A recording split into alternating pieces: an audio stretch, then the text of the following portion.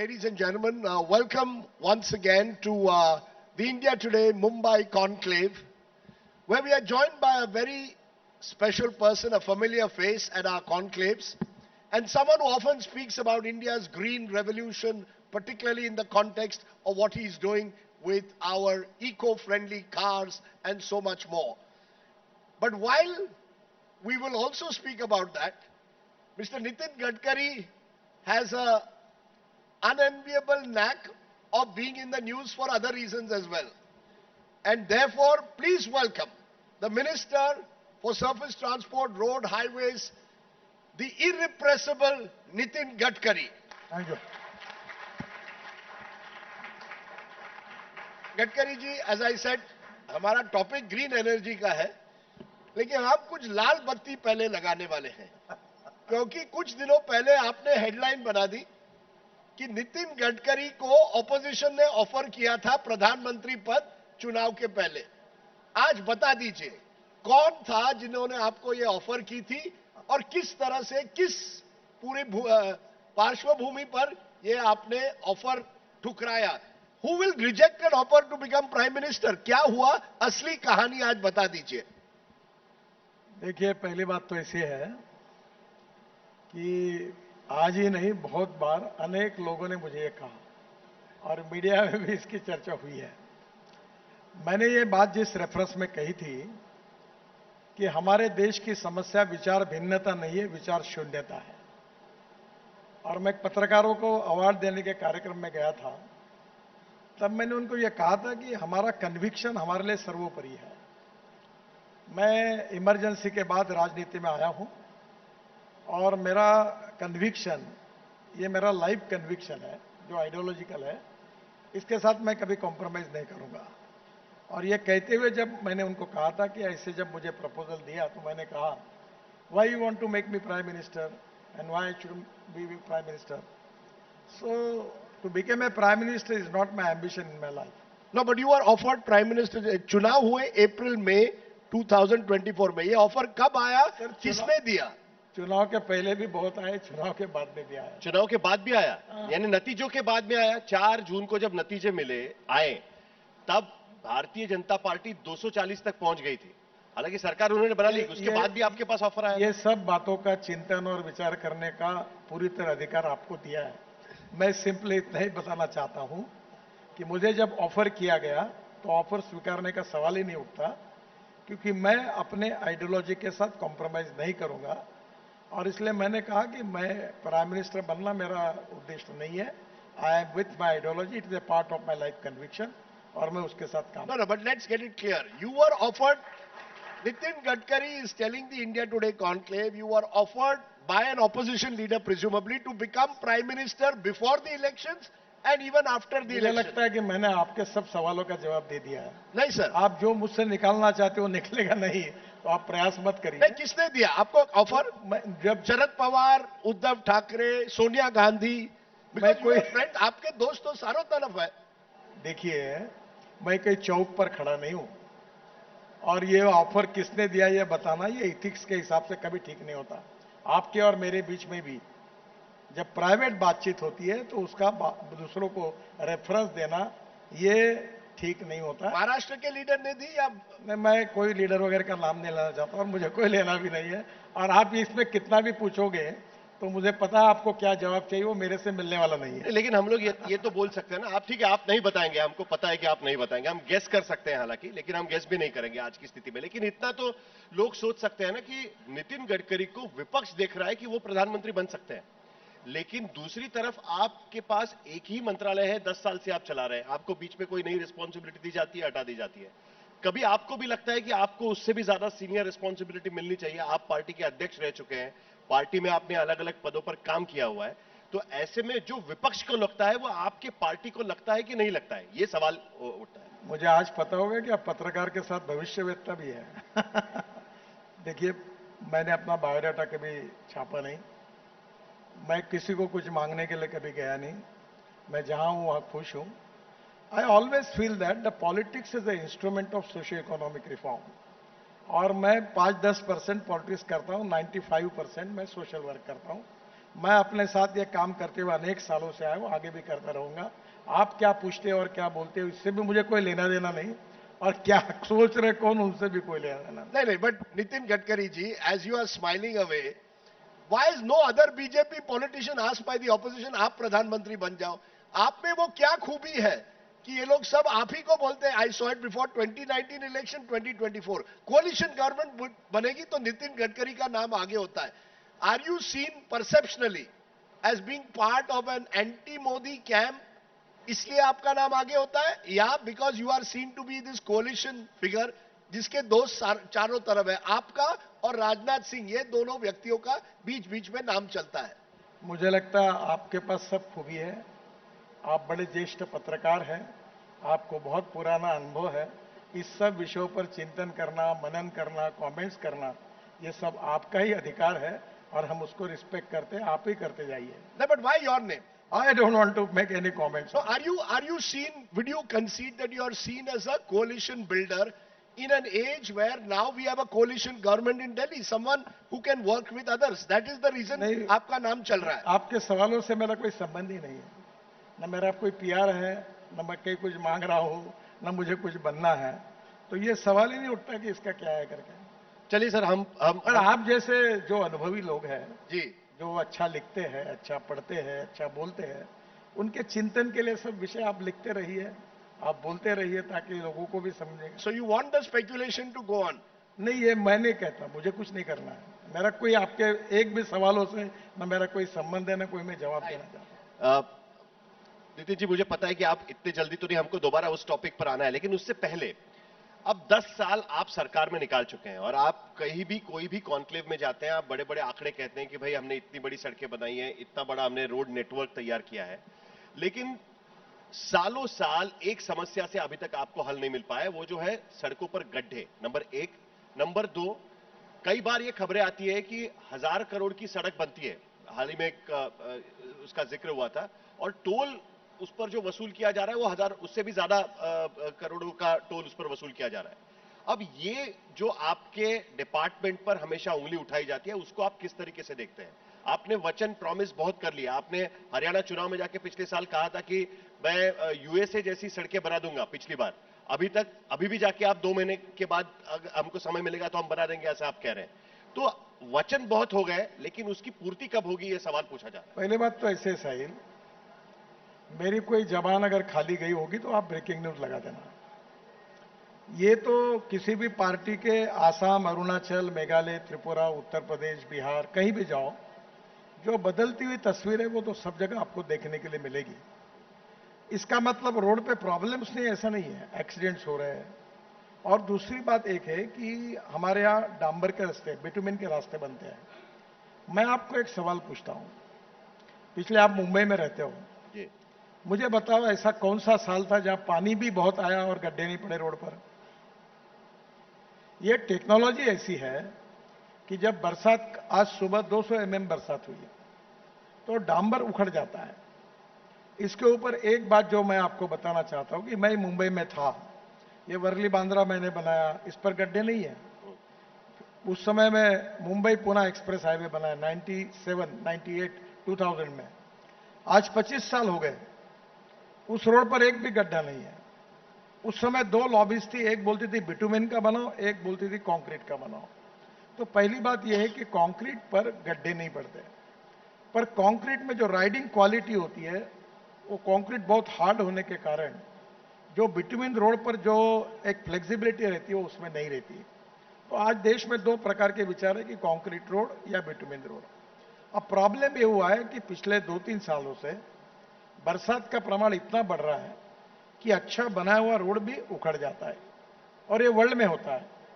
और जब ये अभी बरसात 1 महीने में खत्म हो जाएगी, फिर ना इसकी चर्चा कहीं होगी। मैं पूरा आपका जवाब देता हूं। लेकिन सर, सवाल इसलिए भी उठता है क्योंकि आप अपने कॉन्स्टिट्यूएंट्स के पास जब चुनाव में जाते हो तो आप कहते हैं मैं अमेरिका जैसे सड़कें बना दूंगा।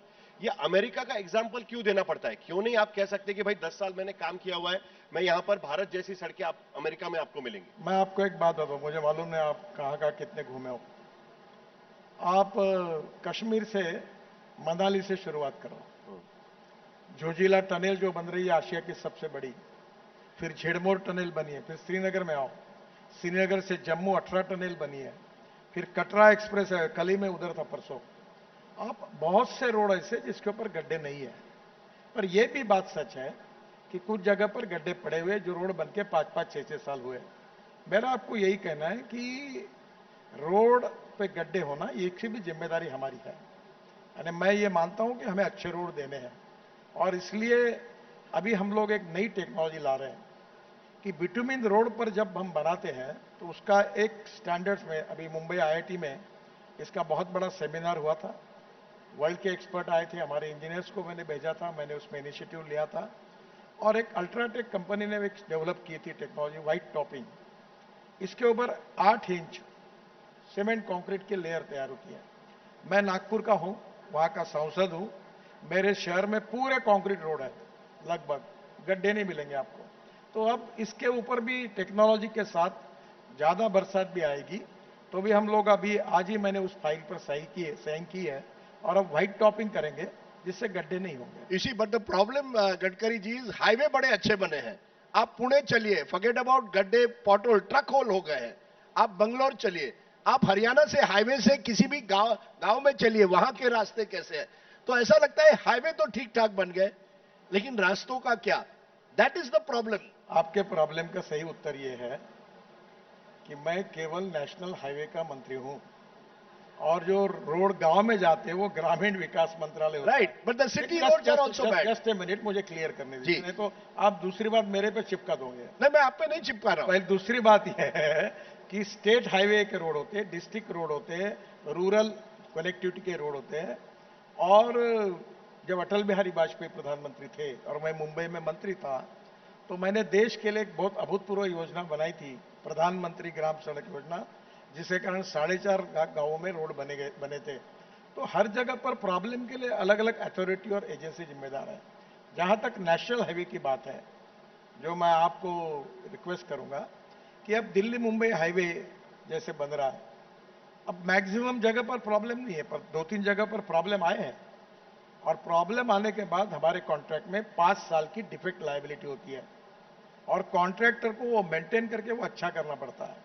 और दूसरी बात, कभी कभी डिजाइन्स में प्रॉब्लम आते हैं, हम वो डिजाइन्स के बारे में भी अध्ययन कर रहे हैं। और जैसा मैंने आपको अभी कहा कि बिटुमिन के जगह पर अगर हम ये जो व्हाइट टॉपिंग टेक्नोलॉजी का यूज करेंगे तो शायद ये प्रॉब्लम नहीं आए। सर, मैं आपको एक बार फिर एक दूसरे रास्ते पर ले आता हूं। We are in Mumbai, this is in Maharashtra, is going to have polls in 7 weeks.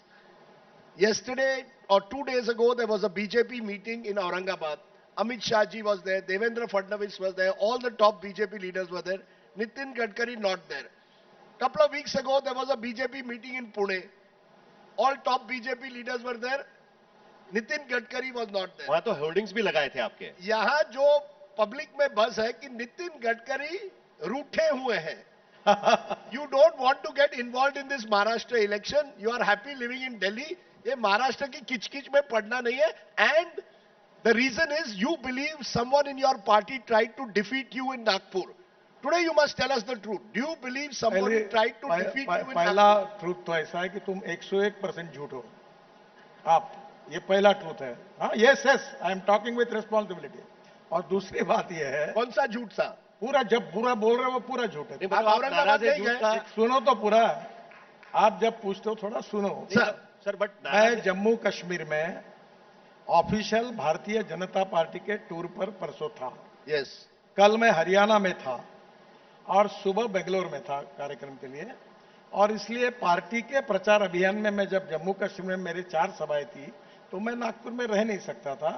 मैंने ये बात पार्टी के प्रदेश अध्यक्ष को बताई थी। पार्टी के अध्यक्ष बावनकुळे ने बताने के बाद में भी तुम्हारे जैसे अनुभवी पत्रकार मुझे ऐसे सवाल क्यों पूछते हैं, ये मेरे सामने सवाल है। और इसलिए तुम्हारी बताई बात पूरी गलत है, झूठ है, और मैं कोई किसी पे नाराज नहीं। Why are you going to Jammu and Kashmir and Haryana when you are the leader of the one of the faces of the BJP in Maharashtra? मेरे पार्टी ने नेशनल कैंपेन के लिए मुझे आदेश दिया था और मैं जम्मू कश्मीर और हरियाणा में 3-3 दिन जा रहा हूं। मेरी 3-3 सभाएं थी, 4 सभाएं हुई इस दिन, और वहां कैंपेन में चुनाव चल रहा है। नहीं, लेकिन नितिन जी, और आपको एक बात बताता हूं, मैं महाराष्ट्र में जब लोकसभा का चुनाव हुआ जी। तो मेरा चुनाव छोड़कर मैं 55 जगह पर प्रचार के लिए गया था। तो ये गलत है। जब आपने पुणे की बात की, मुझे वायरल इन्फेक्शन हुआ था, मेरी तबीयत खराब थी, इसलिए नहीं जा सर, पाया। राजनीति में वायरल इन्फेक्शन की वजह से मीटिंग अटेंड नहीं करना, इसके बहुत मतलब निकाले जाते हैं। इसके लिए शायद ये मतलब देखो, निकाला मैं होगा। उनमें से नहीं हूं, मैं डरता नहीं हूं किसी को। जो है वो आप जो बता बोलता हूं वो स्ट्रेट बात करता हूं। मैं जो बता रहा हूं उसमें कोई झूठ नहीं, वो प्रैक्टिकल स्थिति है। आप जितने इसको ट्विस्ट करके बातें करें वो 100% झूठ है। ठीक है। और मैं जम्मू कश्मीर में था, पार्टी की जिम्मेदारी थी, पार्टी के अध्यक्ष ने जो जिम्मेदारी दी थी उसके लिए प्रचार के लिए था वहां पूरा। तो मैं नागपुर में कैसे रह सर, बता के गया लेकिन था। आपकी मार्जिन, आपने इतना काम किया नागपुर के लिए, लेकिन आपकी मार्जिन कम हो गई लोकसभा में। और मैंने आपके किसी आपका सब्जेक्ट तो ग्रीन रिवॉल्यूशन पर था। ये पोल्यूशन करने वाली बातें क्यों कर रहे हो आप? सर, बिकॉज सर, आप जरा सब्जेक्ट पर तो आइए। आप नेता जैसा मत करिए। नहीं, हमारे नेता ऐसे होते कि जो विषय को छोड़कर भलते विषय पर बात करते नहीं, because Maharashtra needs clarity. What is Nitin Gadkari's role at the moment? जैसे मैंने कहा, आपने नागपुर में बहुत काम किया है, इसके बावजूद आपका मार्जिन कम आया लोकसभा में। आपके किसी नजदीकी से मैंने बात की, उन्होंने कहा there was a conspiracy in the BJP to defeat Nitin Gadkari. सही है, गलत है? पूरी गलत है। आपको पहले लिस्ट में आपका नाम भी नहीं दिया गया। When the first list of the BJP came out before Lok Sabha, आपका नाम नहीं था। आपको मोदी जी को नागपुर एयरपोर्ट में मिलना पड़ा और मामला सॉर्ट आउट करना। मुझे तो आपके तरफ देखकर बड़ी ये आ रही है कि प्रधानमंत्री जब हर बार आते हैं तो प्रोटोकॉल के हिसाब से मैं मिलता हूं। आपको किसने, प्रधानमंत्री ने कान में आके बताया क्या कि मैंने उनको मिलकर पूछा कि मेरा टिकट कब देते हो करके? तुम्हारे पास क्या प्रूफ है? मेरे पास कोई प्रूफ नहीं है। तो आप जरा जिम्मेदार जैसी बात करिए, ऐसी कोई बात नहीं। और मुझे किसी ने ही ये कहा नहीं। दूसरी बात, महाराष्ट्र की लिस्ट ही जो रिकमेंड होकर, पहले पद्धति ऐसी होती है कि महाराष्ट्र पार्लियामेंट्री बोर्ड अपनी सीटों को रिकमेंड करके दिल्ली भेजता है। जब महाराष्ट्र की लिस्ट ही नहीं आई थी और बाकी जगह से लिस्ट आई थी, तो महाराष्ट्र का एक भी नाम नहीं आया था। तब मेरा नाम उसमें जब आया तब उसमें हुआ। सर, मैं दूसरी तरीके से पूछता हूं यही सवाल आपको, इसलिए ये सवाल पूछना है, इसलिए आप ग्रीन रिवॉल्यूशन पे जाइए ना। आएंगे, आएंगे। पहले पॉलिटिकल रिवॉल्यूशन खत्म हो जाने दीजिए, उसके बाद हम ग्रीन रिवॉल्यूशन। आप पॉलिटिकल जो पूछ रहे, दुर्भाग्य से आपकी कोई बात का कोई रिलेवेंस ही नहीं है। नहीं, ठीक है, तो मैं व्हाट इज ये हमारे लिए छोड़ दो, राजनीतिक नेता बोलते हैं। What is your role in Maharashtra? What is Nitin, are you only happy in being road transport minister in Delhi? आपका कोई रोल रहेगा? आप मेरे रोल की बिल्कुल चिंता मत करिए। मैं भारतीय जनता पार्टी का कार्यकर्ता हूं, संघ का स्वयंसेवक हूं। मुझे कोई लेना देना में मंत्री बनूं या प्रतिष्ठा सम्मान मिले। I always feel that the politics is the instrument of socio economic reform. मैं अपने काम करते रहूंगा और मुझे किसी बात की कोई चिंता नहीं। सर, लेकिन ये ऐसा क्यों हुआ फिर कि चुनाव के पहले, लोकसभा चुनाव के पहले आपकी कॉन्स्टिट्यूंसी में भारतीय जनता पार्टी के निरीक्षक आए हुए थे और उन्होंने पूछा वहां पर कि किसको कैंडिडेट बनाना चाहिए? यही एक्सरसाइज बीजेपी ने पूरे देश में किया, बजाय सिर्फ 2 कॉन्स्टिट्यूंसीज के, लखनऊ में नहीं किया या फिर वाराणसी में नहीं किया। आपके ही कार्यकर्ताओं ने सवाल उठाया कि बाकी जगह पे नहीं हो रहा, यहां पर नितिन गडकरी की कॉन्स्टिट्यूंसी में यह सवाल क्यों पूछा जा रहा है?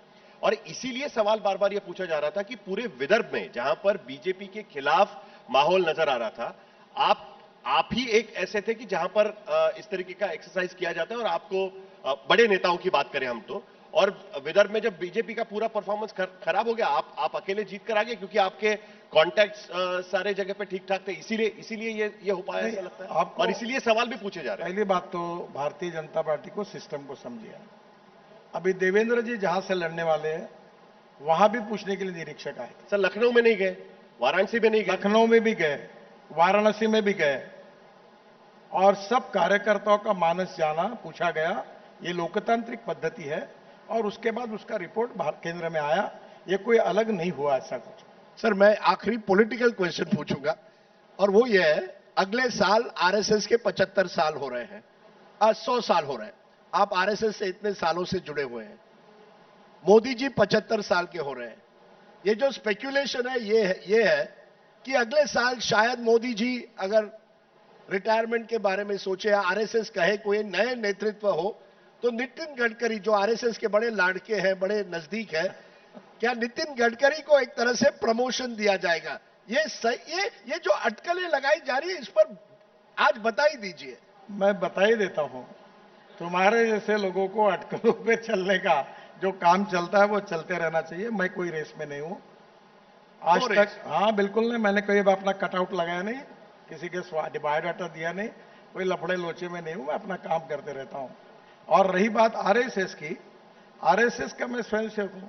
और रही बात मोदी जी की, तो आप एक काम करिए, आप बहुत अनुभवी कुशल पत्रकार है, आप मोदी जी को पूछिए, आरएसएस को पूछिए, आरएसएस के प्रवक्ता को पूछिए, उनके सवाल मुझे क्यों पूछते हो? How is your relationship with Modi ji? अच्छी है, Very good? Good? Yes. Not so good? Very good. Very good. हाँ, आप चाहते कि नहीं चाहते मुझे मालूम नहीं, पर माई relation is very good. Okay. Okay, just wait. Gaurav Gogoi, you're here. If someone can give the mic to Gaurav Gogoi, वो deputy leader है Lok Sabha. Gaurav Gogoi, if you had to choose a BJP leader who you think can manage a coalition, would Nitin Gadkari fit your bill? Would you be more comfortable with Nitin Gadkari? Rajdeep, I told you that I learn a lot from BJP leaders also. And like Nitin Gadkari ji says, आप जो मेरे से निकलवाना चाहते हैं मैं बोलूंगा नहीं। अब आप कहोगे कि नितिन गडकरी के मदद के लिए अपोजिशन वाले भी आए, इसका रहस्य क्या है? नहीं, हम ये कहेंगे कि गौरव गोगोई ने अटकलें बढ़ाई, कहा कि हम नितिन गडकरी को पसंद करते हैं। अरे भाई, अगर कोई किसी को पसंद करता है तो ये उस व्यक्ति का चॉइस है, लोकतंत्र में उसका अधिकार है। मैं आपको एक बात बताता हूं, मेरे पास जब भी कोई भी पार्टी का एमपी एमएलए आता है तो मैं डिपार्टमेंट में ये कहता हूं कि जो लीगल काम है वो सबका होना चाहिए और गलत काम अपने का नहीं होना चाहिए। और मोदी जी ने कहा है सबका साथ, सबका विकास, सबका प्रयास, सबका विश्वास, उसी का अनुकरण कर रहे हैं। मैं इसीलिए आपसे पूछना चाहता हूं, आप उस राजनीतिक शैली से आते हैं, जमाने से, जहां विपक्ष और सरकार के बीच में अच्छे रिश्ते होते थे। विपक्ष का काम हो, सरकार का काम हो, अगर लीगल होता था तो वो होता था। अब देखा गया कड़वाहट आई, यही महाराष्ट्र में भी देखिए, सरकारें गिरती है, लेन देन होता है। क्या नितिन गडकरी को लगता है ये सही दिशा है जो राजनीति जा रही है? कहीं ना कहीं जो बड़ी तस्वीर अब बताइए, क्या आपको लगता है कि हमें इस कटुता से आगे निकलना है? तो पहली बात तो मैं 3 महीने के बाद मुंबई आया। मेरा आजकल आना जाना बहुत कम होता है। आजकल दिल्ली से नागपुर फ्लाइट होती है, तो महाराष्ट्र के राजनीति के बारे में मुझे ज्यादा ओवरऑल इंडिया, क्या इंडिया की राजनीति में कटुता बढ़ी है और इससे आपको अफसोस होता है? देखिए, मुझे ऐसा लगता है कि राजनीति में कभी जीत होती है, कभी हार होती है, कभी रूलिंग पार्टी में होते हैं, कभी अपोजिशन पार्टी में होते हैं। विचार और कार्यक्रम के बारे में मतभिन्नता हो सकती है, पर हमारे बीच में अच्छे संबंध होने चाहिए। यही विचारों का वारसा अटल बिहारी वाजपेयी अडवाणी जी ने दिया और उन्होंने इसी प्रकार से काम किया है। और मोदी जी भी आज एनडीए के प्रधानमंत्री के रूप में काम कर रहे हैं और एनडीए के सभी पार्टियों के साथ उनके रिश्ते अच्छे हैं और आज भी हम सबके बीच में अच्छे रिश्ते प्रस्तावित करके आगे जाना। तो नितिन जी, ये खबरें क्यों आ रही है कि आपको महाराष्ट्र में आप यहां पर रुकेंगे, आपको स्टार प्रचारक बनाकर यहीं पर आपको रखा जाएगा, क्योंकि बीजेपी में बहुत बड़ा गड्ढा हुआ है महाराष्ट्र में। तो ये खबरें बार बार क्यों आ रही है कि आपको रिस्पॉन्सिबिलिटी देकर आपको यहां पर हो? मैं पिछले लोकसभा में 55 लोकसभा जगह सभाएं मैंने ली रैली। नहीं सर, प्रचार करना अलग बात है, लेकिन पार्टी की रिस्पॉन्सिबिलिटी लेकर पार्टी का फेस बनना या पार्टी को रिवाइव करने के लिए कोशिश करना आप अलग। शायद जानते नहीं, मैं पहले भी फेस था, आज भी और कल भी रहूंगा, क्योंकि मैं ये मुंबई में पार्टी का अध्यक्ष था, मैं यहाँ पीडब्ल्यूडी मिनिस्टर था। ये मुंबई के 55 फ्लाईओवर से लेकर ये सब काम उस समय करने का मौका मुझे मिला। फिर मैं पार्टी का अध्यक्ष बना, फिर मैं दिल्ली में पार्टी का अध्यक्ष बना, तो मेरा तो ग्रास रूट से महाराष्ट्र से संबंध ही है। सर, लेकिन ये बताइए, जून के बाद किस तरह से पॉलिटिक्स बदला है? आपने 2-3 बार कहा एनडीए की सरकार, जो मोदी 3.0 है या एनडीए 3.0, उसमें और जो पहले 2 सरकारें हुई, सबसे बड़ा फर्क क्या पड़ा है? कोई फर्क नहीं पड़ा है। कोई फर्क नहीं। 10 साल में मैं ये कहूंगा कि हिंदुस्तान को दुनिया की तीसरे नंबर की अर्थव्यवस्था बनाना, $5 ट्रिलियन की इकोनॉमी बनाना, आत्मनिर्भर भारत बनाना, इसके लिए हमने 10 साल में काम किया। और मैं विश्वास के साथ कह सकता हूं कि 1947 के बाद ये 75 साल जो पूरे हो रहे हैं, कम से कम अनेक क्षेत्रों में जो काम पिछले 60-65 साल में नहीं हुए, वो 10 साल में हमने करके दिखाए और politics of development and progress क्या होता है, ये पहली बार लोगों को। बट पिछले 5 महीनों में कोई फर्क आया? क्योंकि अब गठबंधन है, आप तेलुगु देशम से बात करनी पड़ती है, जेडीयू से बात करनी पड़ती है, कोई फर्क पड़ा है कि नहीं डिसीजन मेकिंग में? विपक्ष कहता है यू टर्न सरकार हो गई है, वक्फ बोर्ड हो, ब्रॉडकास्ट बिल हो, लैटरल एंट्री हो, इन सब विषय पर आपको पीछे हटना पड़ता है। हम तो, मुझे नहीं पता, मैं चंद्रबाबू नायडू मुझे अच्छे मित्र है, हर बार मिलते हैं, जो हम दोनों के बीच में मालूम नहीं हुआ, आपको कैसे मालूम हुआ? वो कभी 2-3 बार दिल्ली आए हैं और हमको पूछना पड़ता है अगर ये बातें आपने कहां से लाई, आपके पास कोई प्रूफ है इसका? नहीं, मैं आपसे पूछ रहा हूं कोalition गवर्नमेंट और देखिए, मेजॉरिटी गवर्नमेंट में कोई फर्क है या नहीं? There is a good coordination, communication and cooperation between the all NDA party. Complete no ये प्रॉब्लम। 5 साल चलेगी सरकार? 100% चलेगी, मोदी जी के नेतृत्व में? बिल्कुल 5 मोदी साल जी के चलेगी। नेतृत्व में चलेगी, नो प्रॉब्लम। ये कह के जब आप हंसते हैं ना तो उस अरे मैं वैसे भी हंसता हूं, मेरा हसतमुख स्वभाव है। हमारे महाराष्ट्र के एक नेता थे जी, बहुत अच्छे व्यक्ति है जी, महाराष्ट्र में, बहुत, मैं उनको हसतमुख कहता था। सुशील कुमार शिंदे। तो उस समय विधानसभा में रहता था, जी। बोले एक देशमुख है और दूसरे हसतमुख है। तो आप नहीं, लेकिन आपके आप हंसी के हंस रही हैं। पीछे, आपके हंसी के पीछे का राज क्या है वो लोग जानना चाहते हैं कई बार, कि आप अपने आपको जो रिस्पॉन्सिबिलिटी दी है उसके लिए आप खुश हैं, या आपको लगता है कि अभी कुछ हो नहीं सकता, अभी जो है वो है, ऐसे ही चलेगा, इसके लिए आप खुश हैं? नहीं, मेरे को पहली बात तो ऐसे कि आप लोग ऐसा क्यों इंटरप्रेट करते मेरे समझ में नहीं आता। मैं आपको पहली बार बता रहा हूं कि मैं 95% सोशल वर्क करता हूं, न मैं मीडिया से डरता हूं न लोगों से डरता हूं। मैंने अपने चुनाव में भी मेरा एजेंडा लोगों को बताया, ये मेरा एजेंडा है, और ये भी कहा कि तुम मुझे वोट देना तो दो, नहीं देना तो आपका अधिकार है, पर एक बात याद रखना, जो मुझे वोट देगा उसका भी काम करूंगा, जो नहीं देगा उसका भी करूंगा। मैं अपने आप में अपने विचारों से चलता हूं और मेरे को कोई राजनीतिक प्रॉब्लम नहीं है, और जनता का प्रेम, विश्वास, यही राजनीतिक नेता की सबसे बड़ी कसौटी होती है। इस बातों में बहुत नसीबवान हूं कि across the party line, caste, religion, creed, sex, सब लोगों के मन में मेरे प्रति प्रेम है। ये मेरे लिए बहुत अच्छा और समाधान का विषय। सर, केवल पॉलिटिशियन नहीं, बिजनेसमैन, मैं कई बिजनेसमैन को मिलता हूं मुंबई में, वो कहते हैं Nitin Gadkari is the one politician who understands ease of doing business. क्योंकि मैंने फाइनेंस में किया है। So are you a bit of a businessman? You said social करना चाहते हो, आप कहीं ना कहीं एंटरप्रेन्योर पॉलिटिशियन भी हो।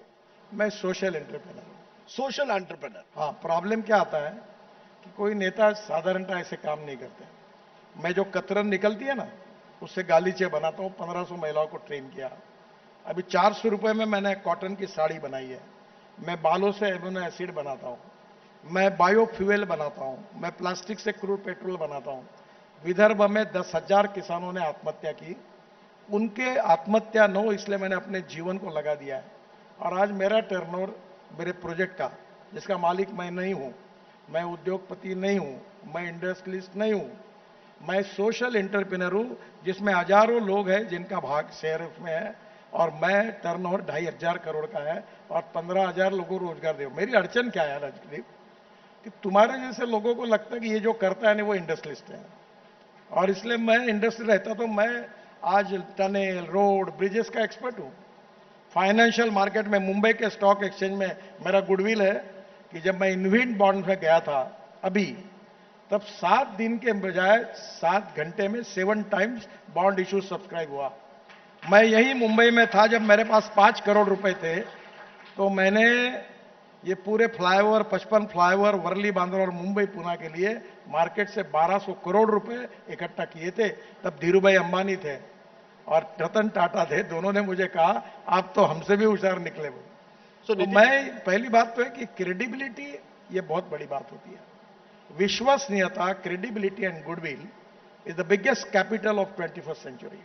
और राजनीति में तो क्रेडिबिलिटी मिलाना बहुत कठिन है, और मुझे बहुत खुशी है कि मैं वो क्रेडिबिलिटी मेंटेन करने की कोशिश करता हूं। तो क्या नितिन जी, आप आपके डिपार्टमेंट के लिए सरकारी तिजोरी पर बिल्कुल भी निर्भर नहीं है? आप बार बार ये एग्जांपल देते रहते हैं कि मैंने मार्केट से पैसा जनरेट किया, और आमतौर पर हम देखते हैं कि सरकार की तरफ से कोई भी चुनाव जीतने के लिए खास करके बड़े बड़े पैसे दिए जाते हैं, जैसे महाराष्ट्र में 1500 रुपए दिए जा रहे हैं, पूरे पूरे देश भर में अलग अलग योजनाएं उस तरीके से लाई जाती है। लेकिन सड़क बनाने के लिए हमने कभी देखा नहीं कि आपने कहा कि सरकार से मुझे बजट में इतना हिस्सा चाहिए या बजट में आपने अच्छा हुआ ये प्रश्न पूछा। अब तुम मुंबई में रहते हो, थोड़ा अध्ययन एक बार कर लीजिए इस बात का कि मैं शिपिंग मिनिस्टर था, मेरा बजट था 800 करोड़ का, और मैंने सागरमाला करके प्रोजेक्ट लिया था 16 लाख करोड़ का, और बजट में पैसे नहीं थे, और आज 12.5 लाख करोड़ के काम हुए। इनकी ब्रह्मपुत्रा में मैंने 9 जगह रो रोपैक्स लगाए, पोर्ट्स डेवलप किए और उसको मोनिटाइज किया। अब मैं रोड में हूं तो मेरा बजट बहुत अच्छा है, 2,80,000 करोड़ का बजट है, बजट की कमी नहीं है।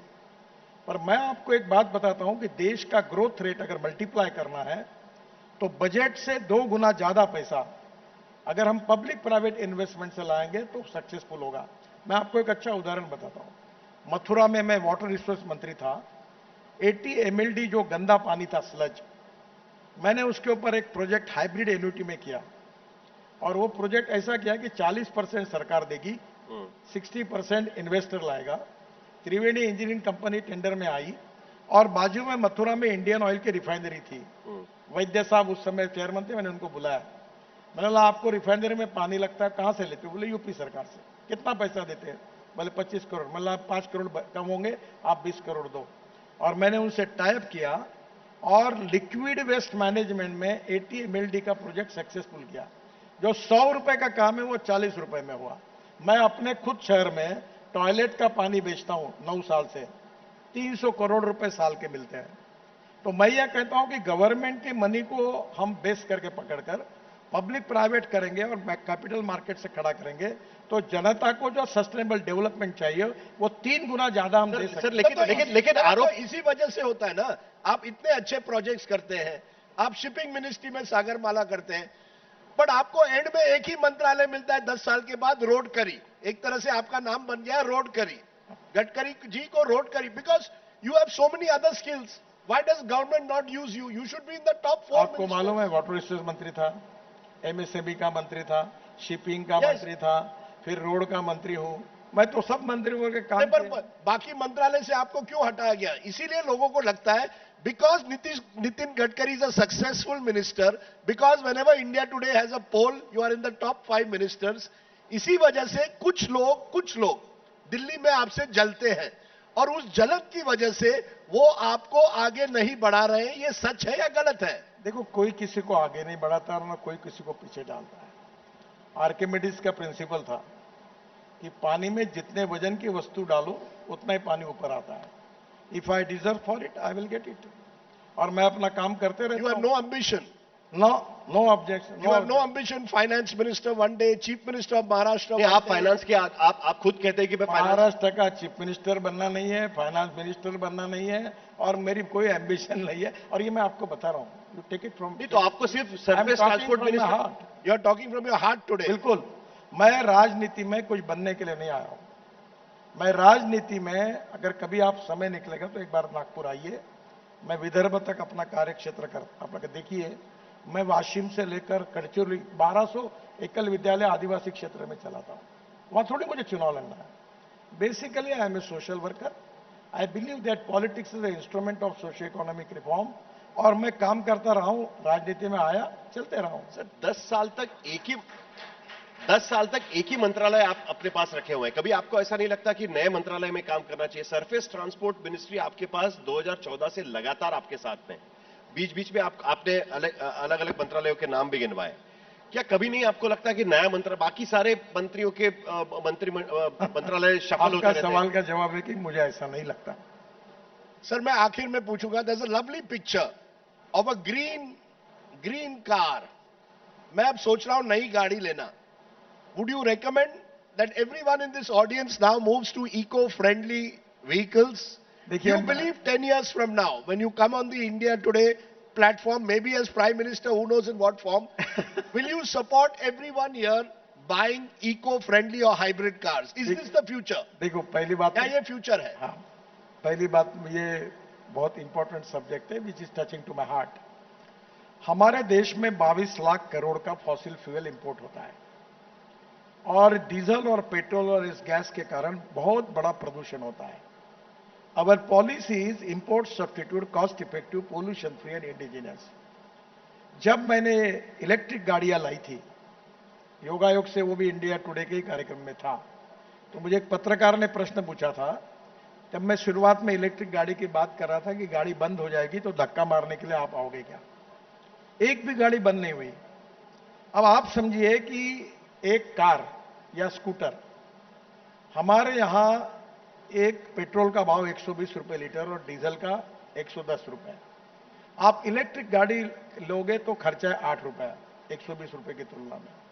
अगर आप फ्लेक्स इंजन इथेनॉल पर गाड़ी लेंगे जो 60% बिजली तैयार करती है और 40% इथेनॉल पे चलती है, मेरे पास गाड़ी है वर्ल्ड की पहली टोयोटा की इनोवा, मैंने देखी है वो। 6 एमिशन नॉर्म की, वो गाड़ी में पेट्रोल का एवरेज पेट्रोल की तुलना में करोगे तो 25 रुपए लीटर आता है। तीसरी बात सबसे इंपॉर्टेंट यह है कि अल्टरनेटिव फ्यूल और बायोफ्यूल में इतने अल्टरनेटिव पैदा हुए हैं कि मुझे लगता है कि हमारे देश में दिल्ली जैसे शहर में जो प्रदूषण हो रहा है, अभी परल इससे बायो सीएनजी बन रहा है। अभी मैंने बजाज की मोटरसाइकिल लॉन्च की, वो पेट्रोल की मोटरसाइकिल 1 लीटर के लिए 1 किलोमीटर के लिए 2 रुपए 25 पैसे पेट्रोल लगता है और सीएनजी में 1 किलोमीटर के लिए 1 रुपया लगता है। एलएनजी का ट्रक जब चलता है तो 100 रुपए का डीजल जहां लगता है वहां 40 रुपए का एलएनजी और 50 रुपए का सीएनजी लगता है और इलेक्ट्रिक 10 रुपए का लगता है।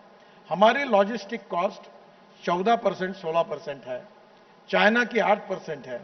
और मैं जो 36 ग्रीन हाईवे बना रहा हूं और अगर फ्यूल में हमने चेंज किया तो हमारी लॉजिस्टिक कॉस्ट 8% होगी और हमारा जो एक्सपोर्ट है वो 1.5 गुना होगा। सर एक कारण ये भी है कि इलेक्ट्रिक कार अभी भी लोग इस्तेमाल इसलिए नहीं कर रहे हैं क्योंकि उसका इंफ्रास्ट्रक्चर नहीं है। Not enough EV not enough infrastructure. आप इतना गलत बोल रहे हो सर, नहीं है। 100% गलत बोल। मैं आपको बताता हूं, एक नाम बताओ मेरे को जो इलेक्ट्रिक गाड़ी चलाती है, स्कूटर, उसको एक बार बताओ, मैं आपको समझाता हूं क्या प्रॉब्लम है। एक स्कूटर दिन भर में बजाज और टीवीएस ने स्टडी किया, वो 24 से 26 किलोमीटर चलती है और स्कूटर एक बार रात को रख दी तो चार्ज होती है 150 किलोमीटर के लिए। एक कार दिन भर में मैक्सिमम 55 किलोमीटर चलती है, ये स्टडी हुआ है, और चार्ज होती है 350 किलोमीटर के लिए। अब प्रॉब्लम कहां है जो तुम बोल रहे हो? मुंबई से दिल्ली अगर आप इलेक्ट्रिक गाड़ी में जाओगे तो प्रॉब्लम है। मैं 670 जगह रोड साइड एमिनिटीज बना रहा हूं और उसमें इलेक्ट्रिक चार्जिंग स्टेशन हैं। धीरे धीरे वो डेवलप हो रहे हैं और इसलिए जहां हम लॉन्ग 500-600 किलोमीटर पे जाएंगे वहां ये प्रॉब्लम है, बाकी जगह ये समस्या नहीं है। और जैसी जरूरत पड़ रही वैसे चार्जिंग स्टेशन भी खुल रहे हैं और इसकी अभी कोई अड़चन नहीं। और 200% राइज इलेक्ट्रिक व्हीकल में है, 200% rise. Okay, we are going to end Nitin Gadkari ji, but क्योंकि आप मुंबई में हैं, आप एक तरह से मुंबई भी आपके लिए आपका प्यारा शहर है, तो आज जैसे जैसे शाम हो रही है, आज आपका डिनर का प्लान क्या है? क्योंकि you know all the nice places in Mumbai. इस ऑडियंस को आपने ईवी के बारे में तो बता दिया, अब आज बताइए कि अगर रात को कहीं अच्छी जगह डिनर के लिए जाना है तो कहां जाना चाहिए? मैं एक ही बात बताता हूं कि देश में खाने के लिए सबसे जन्नत अगर कोई सिटी है तो मुंबई है। अरे क्या बात। और रात को 12 बजे, 1 बजे, 2 बजे भी एनी फेवरेट आपकी? मेरी फेवरेट मुंबई। नहीं, फेवरेट प्लेस मुंबई में कोई? बहुत प्लेसेस है। अभी मेरा कार्यक्रम हुआ तो मैंने एक पुणे के रेस्टोरेंट का नाम लिया, वो इतना तंग आ गया कि उसका बोले मैं बंद कर दूंगा, इतने गिराए उसके चले गए। अब मैं ये बताने का नहीं, पर आपको रात को चुपचाप ले जाकर फुटपाथ पर बढ़िया फूड खिलाऊंगा। चलिए नितिन गडकरी जी, और अब जब आप रात को हमें ले जाएंगे ये भी बताइएगा कि कौन वो व्यक्ति था जिन्होंने कहा नितिन गडकरी जी देश का प्रधानमंत्री आप ही बनिए। प्राइवेट में बता दीजिए, ओवर पाव भाजी। एक्चुअली राजदीप, जिस तरीके से नागपुर में उन्होंने जो पत्रकारों का सम्मान या अवार्ड दे रहे थे, वो एक अवार्ड ही दे दिया खबर देके। मुझे लगता नहीं है कि वो इतना अवार्ड हमें इतनी जल्दी मिल पाएगा। नहीं, the thing is we are going to have pav bhaji tonight eight सरदार। तुम्हारा अवार्ड ऐसा है कि वो मुंगेरी लाल के हसीन सपने जैसा है। So we are going to have pav bhaji at Sardar, then go to Bachelors for Sitafal ice cream, and by then Nitin Gadkari will certainly tell us who was the leader who told him, Gadkari ji, चलो बहुत हो गया, आप प्रधानमंत्री बन जाइए। Nitin Gadkari, ladies and gentlemen. Thank you very much. Namaskar.